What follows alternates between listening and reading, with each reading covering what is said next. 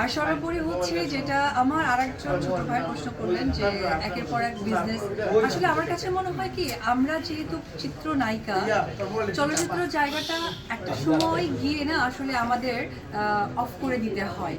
কারণ চলচ্চিত্র বা এই যে সোশ্যাল জায়গাটা বা আমরা যে হচ্ছে গিয়ে আর্টিস্ট, আমাদের তো একটা এন্ডিং আছে।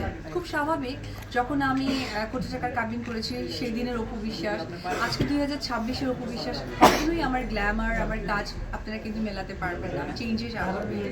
এবং এই বিনোদন জগৎটা হচ্ছে প্রতিনিয়তই মানুষ নতুনত্ব দেখতে চায়, নতুনত্ব পছন্দ করে। অবশ্যই একটা সময় যেমন আমি শাহরুখ খানকে পার্সোনালি পছন্দ করতাম, কাজলকে পছন্দ করতাম, কুছ কুছ হোতা হ্যায় সিনেমা দেখেনি এমন কোনো কেউ নেই, দিলোলে দিলো লে যায়েঙ্গে এমন কেউ নেই, বাট তারপরে কিন্তু আমরা এসে কৃতি সালানকে দেখতে চাই, সারা আলী খানকে দেখতে চাই। তো আমাদের এই জগৎটা আসলে চেঞ্জেস, চোখের সৌন্দর্য, ভালো লাগার সৌন্দর্য, আমাদের সৌন্দর্য। তো সেই জায়গা থেকে আমি বলবো যে আমি যেহেতু একজন চলচ্চিত্র নায়িকা, আর এই বিউটিফিকেশন অর্থাৎ পার্লারের সাথে কিন্তু আমি সেই বলতে পারেন শুরু থেকেই জড়িত। এই